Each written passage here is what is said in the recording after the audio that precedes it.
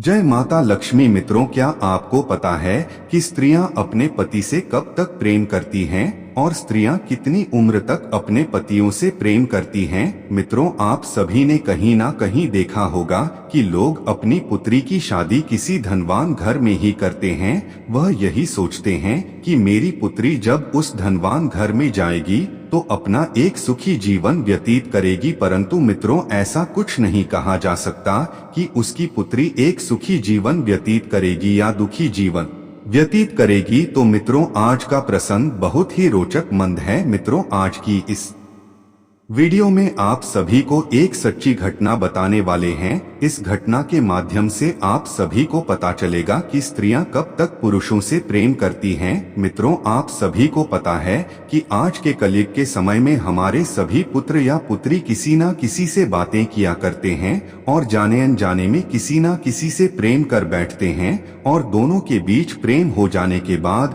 कोई संभव नहीं होता कि उन दोनों की शादी हो जाए। तो मित्रों, आज आप सभी को बताएंगे कि वह कौन सी स्त्रियां हैं जो अपने पति को मरते दम तक प्रेम करती हैं, और वह कौन सी स्त्रियां हैं जो अपने पति के होते हुए भी पराया पुरुष की ओर आकर्षित रहती हैं और अपने पति से दिखावे मात्र के लिए प्रेम करती हैं। तो मित्रों, आप सभी को वीडियो को शुरू से लेकर अंत तक देखना होगा, तभी मित्रों आप सभी को पता चल पाए कि कौन सी स्त्रियां अपने पति से कब तक प्रेम करती हैं। मित्रों, कथा को आगे जानने से पहले वीडियो पर पहली बार है तो वीडियो को लाइक कर दीजिए और साथ में चैनल को भी सब्सक्राइब कर दीजिए और बेल नोटिफिकेशन को ऑल पर सिलेक्ट कर दीजिए और कमेंट बॉक्स में जाकर जय माता लक्ष्मी जरूर कमेंट करें।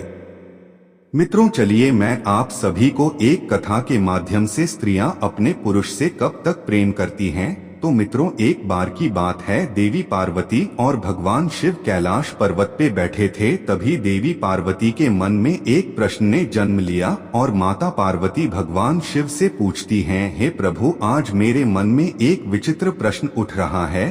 तभी भगवान शिव जी कहते हैं, हे देवी, तुम्हारा प्रश्न क्या है? तुम अपना प्रश्न निसंकोच होकर पूछ सकती हो। तब देवी पार्वती कहती हैं, हे प्रभु, मेरा प्रश्न यह है कि समस्त स्त्रियां या पत्नियां अपने पति से कब तक प्रेम करती है और कितनी उम्र तक प्रेम करती हैं? मित्रों, यह बात सुनकर भगवान शिव जी कहते हैं, हे देवी, आज आपने अति उत्तम प्रश्न किया है। यह प्रश्न समस्त पुरुषों के लिए है कि स्त्रियां उनसे कब तक प्रेम करती हैं। हे देवी, मैं तुमको इस प्रश्न का उत्तर एक कथा के माध्यम से देने वाला हूँ। हे देवी, इस कथा को तुमको शुरू से लेकर अंत तक पूरे मन से सुनना होगा। आगे देवी पार्वती कहती हैं, हे प्रभु, आपके मुख से वह कथा सुनना कितनी सौभाग्य की बात है। आगे भगवान शिव जी कहते हैं, हे देवी, इस कथा को जो पूरा सुनता है उसके घर में सदैव माता लक्ष्मी का वास होता है और भगवान शनिदेव की छत्र छाया उसके ऊपर हमेशा बनी रहती है। और जो भी इस कथा को अंत तक नहीं सुनता है उसके घर को माता लक्ष्मी छोड़कर चली जाते हैं। और आगे भगवान शिव जी कहते हैं, हे देवी, इस कथा को तुम पूरे ध्यान से अंत तक सुनना। तब देवी पार्वती कहती हैं, हे प्रभु, मैं आपको वचन देता हूँ कि मैं इस कथा को शुरू से लेकर अंत तक सुनूंगी। तब भगवान शिव कथा को आगे सुनते हुए कहते हैं, हे देवी, एक बार की बात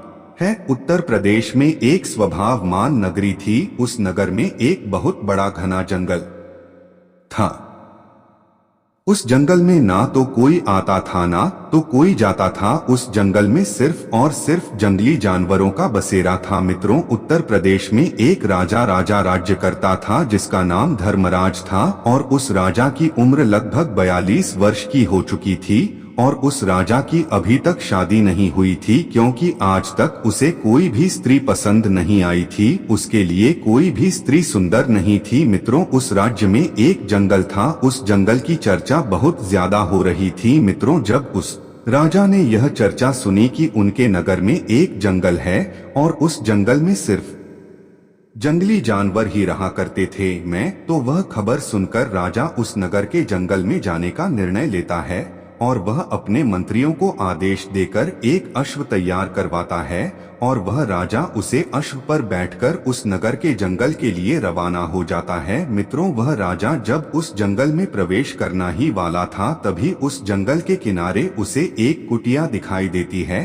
तब वह राजा सोचता है कि मैंने सुना था कि इस जंगल में ना ही तो कोई आता था और ना ही तो कोई जाता है, तो यहाँ पर यह कुटिया कैसे? तब वह राजा उस कुटिया को बड़े ध्यान से देख रहा होता है तो वहां पर उसे एक सुंदर स्त्री दिखाई देती है। वह इतनी सुंदर थी कि राजा उसे एक बार ही देखने पर उस पर मोहित हो गया और वह राजा दूर से ही उस स्त्री पर नजर रखे हुए था और बड़े ध्यान से उस स्त्री को देख रहा था। और जब वह राजा उस स्त्री के पास जाता है तो वह राजा देखता है कि वह एक वैश्या है। वह वैश्य बहुत ही सुंदर थी। उसने एक ही नजर में राजा का दिल जीत लिया था। मित्रों, उस वैश्या को देखकर ऐसा लगता था कि मानो मुझे स्वर्ग से कोई अप्सरा आ गई हो। मित्रों, वह राजा उस वैश्या को बहुत ही ध्यानपूर्वक से देख रहा था और वह राजा उस वैश्य पर मोहित हो गया और फिर उसने उस वैश्य से विवाह करने का प्रस्ताव रख दिया। मित्रों, उस राजा को पता था कि वह एक वैश्या थी, तब भी वह राजा उस वैश्या का दीवाना हो चुका था। वह राजा आज तक ऐसी स्त्री नहीं देखी थी, इसीलिए उस राजा ने आज तक अपना विवाह नहीं किया था। जहां पर 42 वर्ष की उम्र तक अन्य राजाओं की 3-3, 4-4 रानियां हो जाया करती थी, वहां पर इस राजा ने अभी तक अपना विवाह नहीं किया था। और जब वह राजा उस वैश्या पर मोहित हो गया और विवाह का प्रस्ताव रखने के बाद वह राजा कहता है कि हे देवी, मैं आपके बिना अब एक पल भी नहीं रह सकता हूँ, इसलिए हे देवी आप कृपा करके मुझसे विवाह कर लीजिए। और आगे वह राजा कहता है कि हे देवी, मुझे पूरी तरह से मालूम है कि आप एक वैश्या हैं। तब वह वैश्या कहती है, हे महाराज, मैं एक वैश्या हूँ, मैं किसी से भी प्रेम नहीं कर सकती, क्योंकि महाराज वैश्या का कोई भी धर्म नहीं होता है और वेश्याएं सिर्फ और सिर्फ धन से प्रेम करती हैं। वेश्याओं को जहाँ पर धन अधिक मिलेगा वहीं पर वैश्या जाएगी। क्या महाराज आपको पता है कि हमारे जीवन में आपके के जैसे हजारों लोग आते हैं और मेरे ऊपर सैकड़ों लाखों स्वर्ण मुद्राएं लुटा कर चले जाते हैं। आगे वह राजा कहता है, हे देवी, मैं आपके कहने का मतलब नहीं समझ पाया हूँ कि आप कहना क्या चाहती हैं। हे देवी, कृपा करके आप मुझे विस्तार से बताएं। तब वह वैश्या कहती है, हे राजन, मैं अभी तक कुम्हारी हूँ, अभी तक मेरा विवाह नहीं हुआ है, फिर भी मैं एक विवाहित स्त्री की तरह ही अपना जीवन व्यतीत कर रही हूँ, क्योंकि है राजन, मेरे पास हर दिन नए नए पुरुष आते हैं और मेरे शरीर को अपनी हवस का शिकार बनाकर अपनी हवस बुझाते हैं और मेरे ऊपर हजारों स्वर्ण मुद्राएं खर्च करके चले जाते हैं। हे राजन, मुझे वैश्या होने के कारण यह सब करना पड़ता है। तब वैश्या आगे कहती है, हे महाराज, मेरा आपसे निवेदन है कि आप अपने राज्य के लिए पुनः वापस चले जाएं और आप मुझसे विवाह करने की इच्छा को त्याग दीजिए, क्योंकि आप इस उत्तर प्रदेश के एक प्रसिद्ध और शक्तिशाली धर्मपरायण राजा है। आगे वह वैश्या कहती है, हे महाराज, अगर एक राजा किसी एक वैश्या से विवाह करेगा तो न जाने महाराज हमारे समाज में आपका न जाने कितना अपमान होगा है। महाराज, किसी राजा को एक तुच्छ वैश्या से विवाह करना शोभा नहीं देता है। आगे राजा से कहती है, हे राजन, न जाने कितनी राजकुमारियां आपको मुझसे भी सुंदर सुंदर मिल जाएंगे। आप उन राजकुमार के साथ विवाह करके अपना एक सुखी जीवन व्यतीत कर सकते हैं। और हे राजन, अगर रही बात मुझसे शादी करने की, तो आप मेरे शरीर का एक बार भरपूर आनंद लेने के बाद आप अपने राज्य में वापस लौट जाएं। आगे वह राजा कहता है, हे देवी, मैं आपके बारे में सब कुछ तो जानता हूँ, फिर भी मैं आपकी सुंदरता पर मोहित हो चुका हूँ। मैं किसी भी हालत में आपसे विवाह करना चाहता हूँ। मित्रों, वह राजा उस वैश्या की सुंदरता पर पूरी तरीके से मोहित हो चुका था और उसके प्रेम में अंधा हो चुका था और उस राजा को अब खुद पर नियंत्रण नहीं हो रहा था। मित्रों, फिर उस राजा की जिद पर उस वैश्या ने कहा है, राजन, ठीक है, मैं आपसे विवाह करने के लिए तैयार हूँ, मैं आपसे विवाह अवश्य ही करूंगी, मैं आपकी रानी अवश्य बनूंगी, परंतु महाराज, मेरी कुछ शर्तें हैं जिन शर्तों को आपको मंजूर करना होगा। अगर आप मेरी इन शर्तों को मंजूर कर लेते हैं तब मैं आपसे विवाह कर लूंगी और मैं आपकी रानी बन जाऊंगी। तब वह राजा कहता है देवी आप अपनी शर्त बताएं, मैं आपकी शर्तें अवश्य मानूंगा। आगे वह वैश्या कहती है कि हे महाराज, मेरी वृद्ध माता और पिता है, आपको इन्हें अपने राजमहल में ले जाना होगा और मेरे माता पिता की अच्छी तरीके से देखभाल करनी होगी। और अगर मेरे माता पिता को कभी भी कुछ भी हो गया, कोई भी परेशानी हो गई, तो मैं आपके राजमहल को छोड़कर चली आऊंगी। और महाराज, मेरी दूसरी शर्त यह है कि आपके महल में रहकर मैं जो भी करूंगी आप मुझे रोकेंगे नहीं। जिस दिन आपने मेरे ऊपर कोई भी पाबंदी लगाने की कोशिश की तो मैं उस दिन आपके राजमहल को छोड़कर चली आऊंगी। मित्रों, यह दो शर्तें उस वैश्या ने राखी और फिर वह राजा तो वैश्या के प्यार में अंधा हो चुका था। वह उस वैश्या की इन दोनों शर्तों को मान लेता है और उस वैश्या को वचन दे देता है और कहता है कि देवी आप जैसा कहो वैसा ही होगा, परंतु आप मुझसे विवाह करके मेरे राजमहल चलिए, क्योंकि मैं आपके बगैर अब एक पल भी व्यतीत नहीं कर सकता। क्योंकि हे देवी, मैं आपसे बहुत अधिक प्रेम करता हूँ और मैं आपके बगैर जीवित नहीं रह सकता। इसलिए हे प्रिय, आप देर न करते हुए मुझसे विवाह करके हमारे राजमहल में चलिए और आपने जो शर्तें बताए हैं मैं उन्हें पूर्ण तरीके से उन शर्तों का पालन करूंगा। फिर मित्रों, उस वैश्या ने उस राजा से शादी कर ली और फिर अपने बूढ़े माता पिता को लेकर उस राजा के साथ विवाह आदि संपन्न करके वहां से राजमहल के लिए प्रस्थान कर जाती है।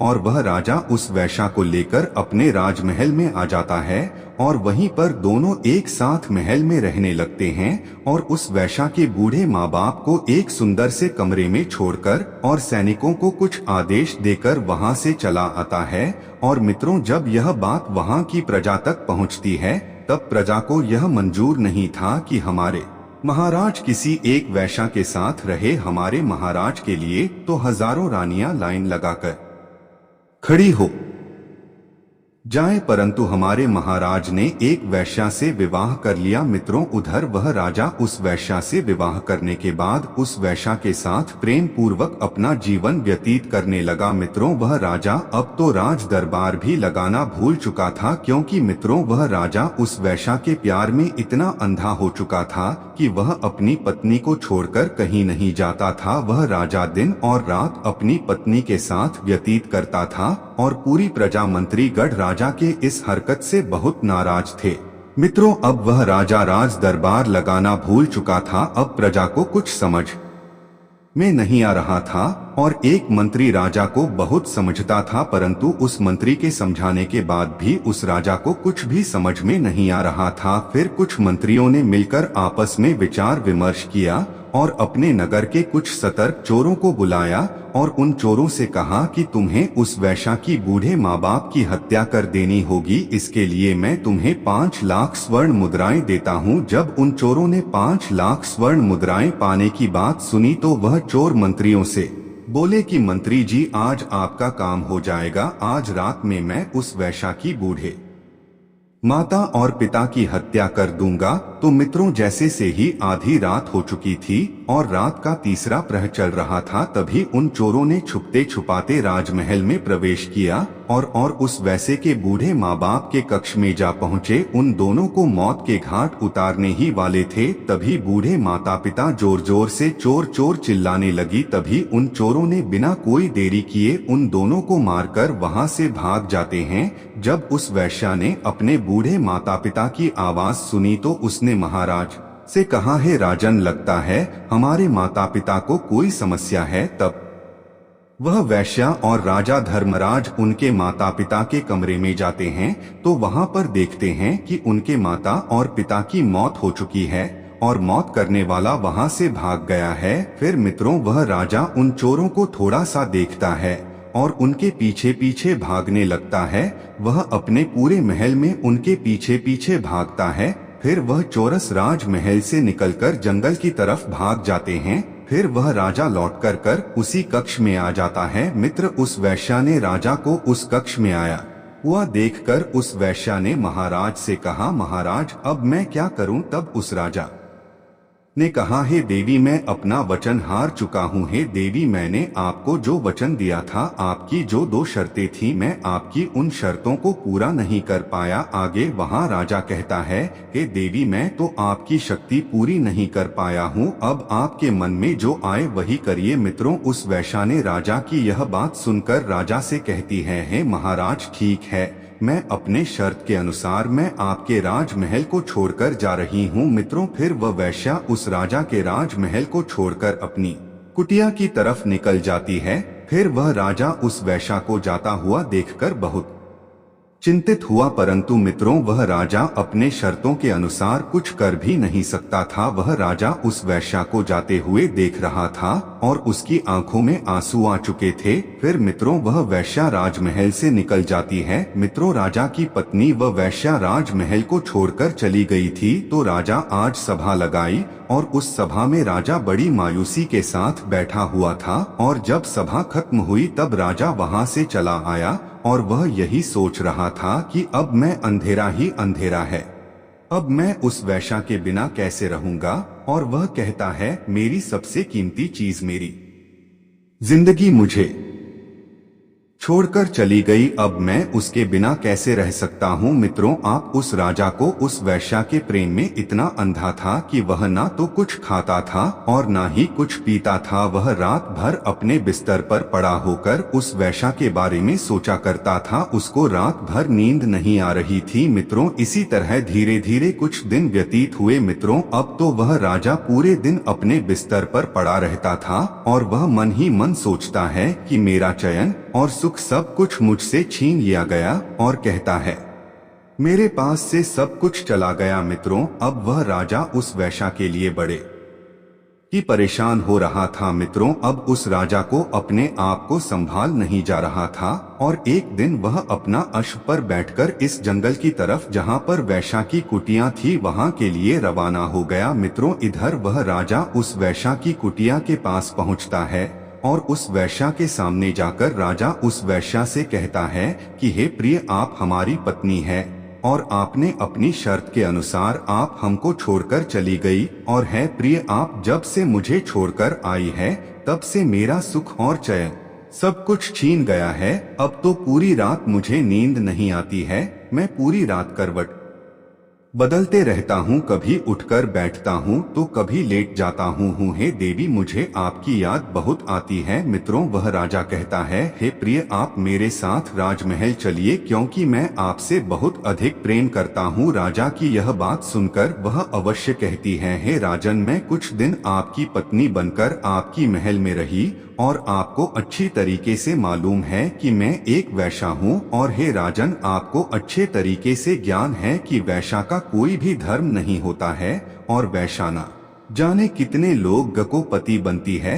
वैश्या की जिंदगी में हर रोज नए नए पुरुष आते जाते रहते हैं और वैश्या हर रोज एक नए पुरुष से मिलती रहती है, क्योंकि वैश्या का यही मतलब होता है अपने शरीर को बेचना। वैश्या अपने शरीर को बेचकर अपना पेट पलती है और वैश्या महाराज से कहती है, हे राजन तुम्हारे जैसे हैं न जाने कितने हवस के पुजारी मेरे द्वारा पर आते रहते हैं और मेरे शरीर का भरपूर आनंद लेते हैं और मुझे हजारों स्वर्ण मुद्राएं देकर यहाँ से चले जाते हैं। आगे वह वैश्या कहती है, हे राजन मैं आपकी शर्त के अनुसार आपकी रानी बनकर आपके महल में रही, परंतु आपने मेरी शर्तों को पूरी नहीं कर सके, इसलिए मैं आपकी राजमहल को छोड़कर चली आई हूँ। हे महाराज अब जिद ना करें, आप वापस अपने महल में चले जाएं, अब मैं पुनः वापस नहीं जा सकती हूँ। वैश्या की यह बात सुनकर वह राजा कहता है, हे देवी मैं आपके बगैर नहीं रह सकता हूँ। आगे बाद वैश्या कहती है, हे महाराज आप हमारे प्रेम में बहुत ही ज्यादा पागल है, यह सब एक महाराज को शोभा नहीं देता क्योंकि आप महान राजा हैं। हे महाराज मैं आपको कुछ ज्ञान की बातें बताने वाली हूँ, कुछ अच्छी जानकारी देने वाली हूँ। हे महाराज यह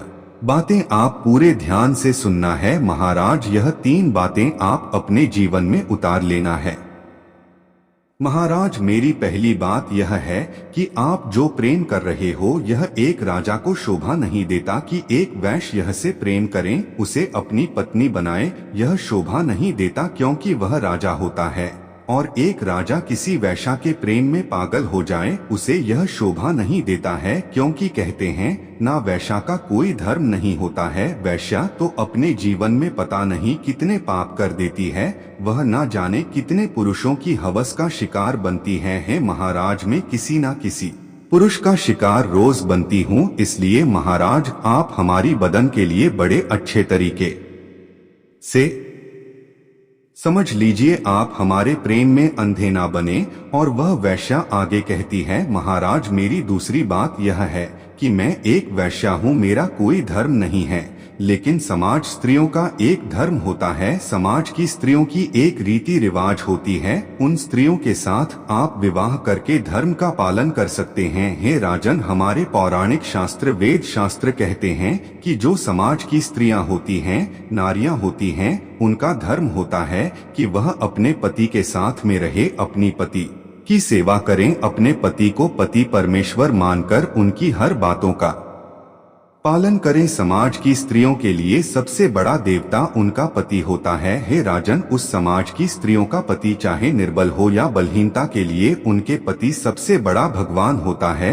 वह स्त्रियां अपने पति को पति परमेश्वर मानती हैं। वह स्त्रियां अपने पति को किसी भी हालत में छोड़कर नहीं जा सकते हैं, और उन समाज की स्त्रियों का यही कर्तव्य होता है कि वह अपने पति की सेवा करें। और हे राजन, यह बात वेश्याओं पर लागू नहीं होती है। हम वैश्या का कोई धर्म नहीं होता है। वैश्या के जीवन में पता नहीं कितने पाप होते हैं, इसलिए वैश्य या तो वैश्या ही होती है। और उन समाज की स्त्रियां यही सोचती हैं कि मेरा पति किसी अन्य स्त्री के पास ना जाए और किसी अन्य स्त्री को अपने शिकार ना बनाए, क्योंकि समाज की स्त्रियों का पुरुष अगर किसी अन्य स्त्री के पास जाता है तो उनके घर में लड़ाई झगड़ा होने लगते हैं। राजन, समस्त स्त्रियां यही चाहती हैं कि उसका पुरुष किसी दूसरी स्त्री के हवस का शिकार ना बने, वह किसी दूसरी स्त्री के ऊपर नजर भी ना डाले, क्योंकि उसको जो चाहिए हो वह मैं दे सकती हूँ। इसीलिए समाज की स्त्री से विवाह करना चाहिए, और पुरुषों के लिए भी यही नियम है। जरूरी नहीं है कि पत्नी ही पतिव्रता होनी चाहिए, पत्नी ही धर्म का पालन करे, पत्नी ही अपने कर्तव्यों को पूर्ण करे, पुरुषों को भी पत्नी व्रत होना चाहिए। और हे राजन, हम तो एक वैश्या है, हमको तो जहाँ धन मिलेगा हम वहीं पर जाएंगे। वैश्या का यही कर्तव्य होता है। वैश्या अपना पेट पालने के लिए अपने शरीर को बेचकर अपना पेट पाल बोती है। हे राजन, वेश्याओं को जहाँ पर अधिक धन मिलता है वैश्या उन्हीं की रानी बन जाते हैं,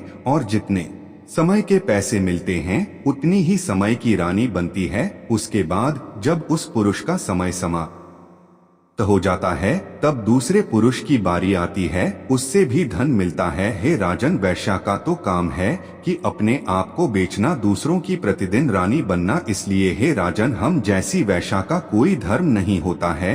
और जो समाज की स्त्री और नरिया का धर्म होता है, उन्हें अपने पति और बच्चों को छोड़कर नहीं जाना चाहिए। और मान लीजिए यदि पति के पास धन की कमी है और उस पति के पास पैसे कमाने का कोई जरिया नहीं है, तो पत्नी को अपने पति को छोड़कर नहीं जाना चाहिए। यह नहीं कि जब उसके पति के पास धन कम हो या धन ना हो तो वह स्त्री अपने पति और बच्चों को छोड़कर किसी धनवान पुरुष के पास चली जाए हैं। राजन, पति चाहे निर्धन क्यों ना हो, पत्नी को अपने धर्म का पालन अवश्य करना चाहिए, अपने पति के साथ रहना चाहिए, अपने पति की सहायता करनी चाहिए। और ऐसा नहीं कि पति के पास धन नहीं है तो अपने पति को वह स्त्री ताना दे, लड़ाई झगड़ा करें। अगर वह स्त्री अपने निर्धन पति से लड़ाई झगड़ा करेगी तो उसके घर में कभी भी माँ लक्ष्मी का वास नहीं होगा, और वह और कंगाल होते चले जाएंगे। उनके घर में अगर माँ लक्ष्मी आएगी तो उनके घर में माँ लक्ष्मी रुक नहीं सकती, एक दरवाजे से आएंगे और दूसरे दरवाजे से तुरंत चली जाएंगे। चाहे जितना दुख हो, पत्नी को हमेशा अपने पति से प्रेम करना चाहिए, और अपने पति को दिलासा देने के लिए पत्नी को हमेशा यही करना चाहिए कि स्वामी मैं आपके साथ हूँ, आप परेशान मत होए, भगवान की कृपा से सब कुछ ठीक हो जाएगा। और पत्नी को पति के प्रति और पति को पत्नी के प्रति हमेशा आकर्षित रहना चाहिए, हमेशा दोनों के बीच प्रेम बना रहना चाहिए, और कभी भी किसी भी स्त्री को अपने पति को छोड़कर कभी नहीं जाना चाहिए और पति को भी अपनी पत्नी को कभी छोड़कर नहीं जाना चाहिए। हे राजन, आज के समय में समस्त पति और पत्नी के बीच में छोटी छोटी बातों पर छोटी मोटी लड़ाई झगड़े होते रहते हैं, परंतु एक दूसरे के प्रति प्रेम बराबर रहता है।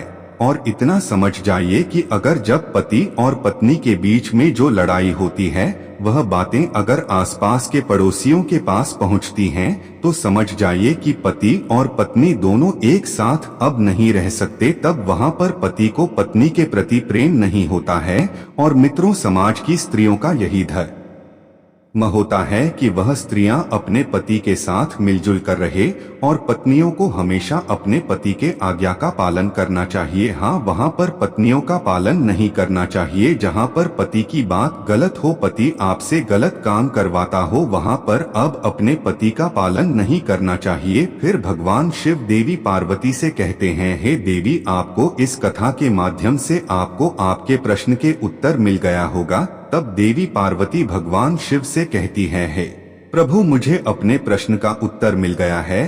तो मित्रों, आप लोगों को यह कथा अवश्य अच्छी लगी होगी। तो मित्रों, यहाँ तक वीडियो देखने के लिए धन्यवाद। और वीडियो तो लाइक और चैनल को सब्सक्राइब जरूर करें। तो मिलते हैं किसी अन्य कथा के साथ। धन्यवाद।